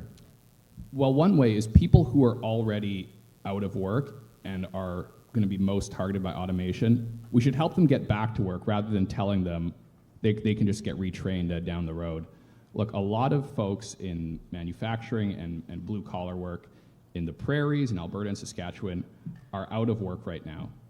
To simply tell them that they should get retraining is they're already going to be facing difficulties down the road, as the question indicated, with automation. So we shouldn't have to fight two wars at once. We should help these people be gainfully employed while we can, while we transition to a more automated or clean economy. We should prepare for it down the road. We shouldn't have to fight these two wars at once. But a big part of the problem is right now is we could be better prepared if we had a stronger economy. Right now our economy is growing at about 2%. Historically, our economy has grown with the Americans and has been tied to there. They're growing about 3 times the rate we are. And look, the problem is that, as I've been saying, the deficit and debt spending that we have hasn't fueled the economy. We were promised that high deficits, the end of balanced budgets, this would give us growth. It has given us anything but growth. It has given us an anemic economy.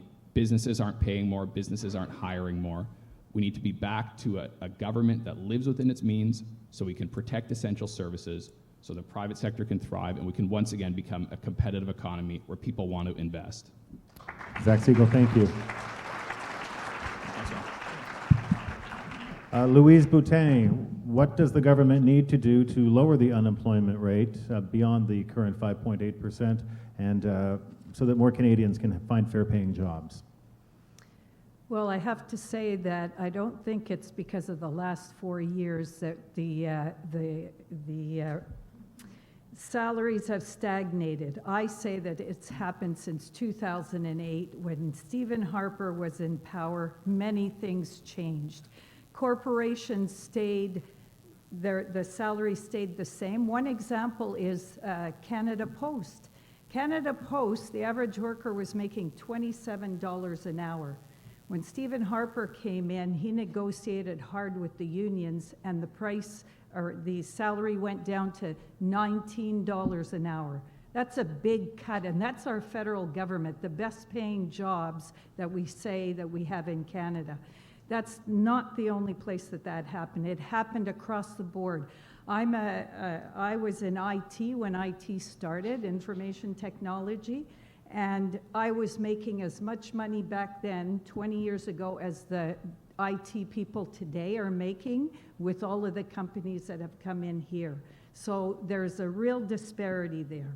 What we want to do is we want to increase education and cut the cost of education.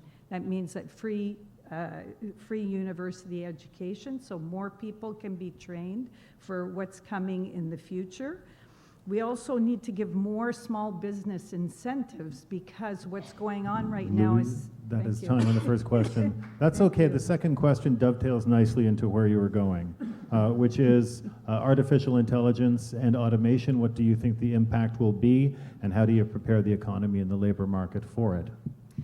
So again, I was in information technology 30 years ago now. I came in at the front end, and when I was in companies, people did not like me because I was bringing technology there, and they thought that they were going to lose their jobs. I heard it every day. I heard it for 10, 15 years.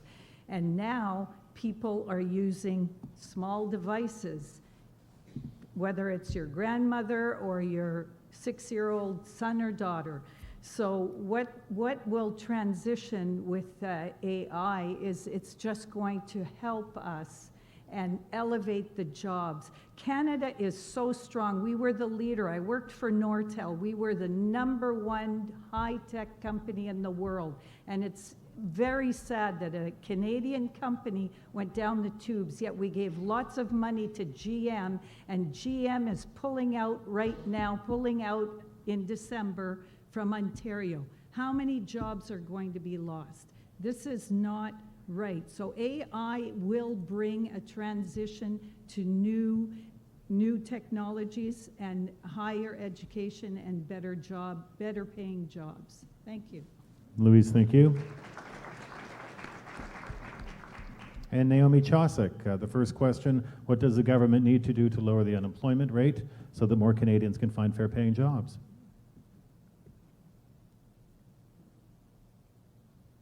So, as we were hearing before, can you hear me? No. Are all of our mics dying now? Okay. So as I was saying before, I'm a big supporter of small businesses, and that's kind of the nature of our party. And I have to agree with my colleague Zach that we aren't competitive enough in the market for investment right now. And sure, you know, Talib can give you the numbers on growth that might have happened, but however, that's not the case right now. We are not a competitive market, and what we need to do is make a more competitive tax structure and fix the regulatory regimes, because that is keeping people out. It's extraordinarily expensive right now to go through all kind of levels of government for projects to go through. So that once that kind of a thing is, or once that's fixed, then we can have more investment in Canada. But when it comes to small business, so the Liberals also, I thought it was a little bit funny when you mentioned that the Liberals were going to help small businesses, because I remember when the Liberals tried to, they were going to tax small business owners, anybody making $100,000 or more. And I knew some people affected by that, and it was atrocious to hear that. Like, that's not going to be supportive at all.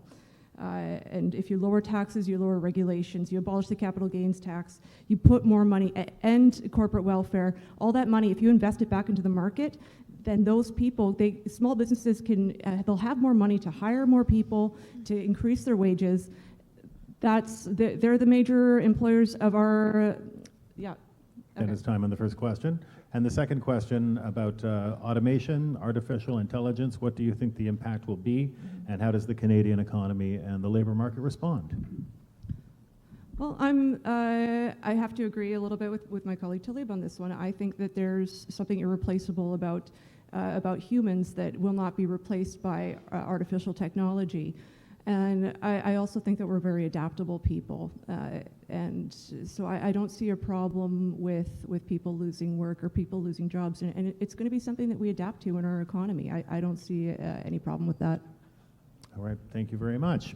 And that wraps up this portion of it. And thank you to all of our candidates for all of their thoughts tonight. I would like to invite Nico Slabinski up to the podium. This will wrap up today's town hall meeting with a message from Nico. Nico.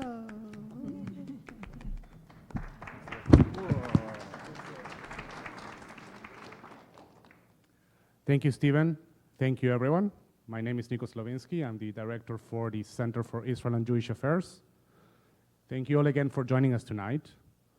This has been a great opportunity for all of us to come together as co-organizers of this event and to bring our communities together to advocate to you, the candidates running for office, and to allow our communities to view important issues from each other of your perspectives. So thank you for sharing with us tonight.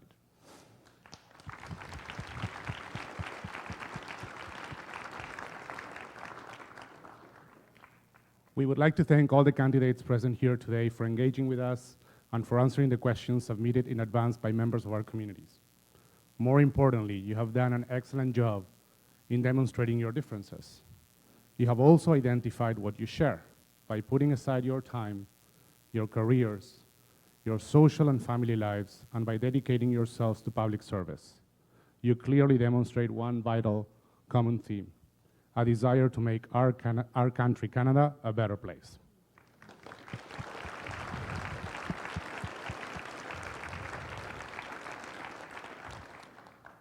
Thank you, Jody.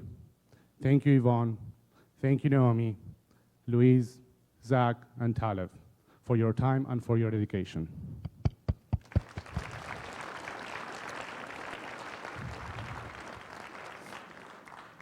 A special thank to all the volunteers, the staff, and the lay leaders involved with this event. An event like this does not materialize out of thin air.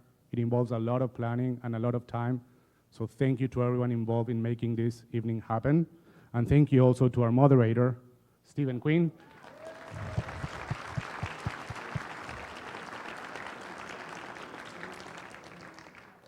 On behalf of the co-organizers, Temple Sholom, Canadian Memorial United Church, St. John's Shaughnessy Anglican Church, St. Mary Magdalene Anglican Church, Unitarian Church of Vancouver, Congregation Beth Israel, the Jewish Seniors Alliance, and CIJA, thank you all for joining us tonight.